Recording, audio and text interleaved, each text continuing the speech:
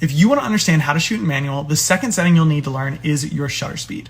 Now, the length of time that the shutter stays open after you click the shutter release is your shutter speed, and it's usually measured in fractions of a second, like 1/100th of a second. Now, just like with aperture, shutter speed has two main effects, light and motion blur. As you make your shutter speed faster, so as you go from a 60th of a second to 1/500th of a second, the shutter that sits in front of your image sensor is open for a smaller window of time, letting in less light, which in turn makes your images darker. On the other hand, as you make your shutter speed slower and go from 1/200th to 1/100th of a second, the shutter is open for longer, letting in more light, which makes your images brighter. Now, your shutter speed is also going to affect whether or not any motion that was occurring when you took your image is perfectly frozen in time or is blurry and fluid. Faster shutter speeds freeze motion, and slower shutter speeds allow motion to blur. Check out our YouTube for a more in-depth explanation.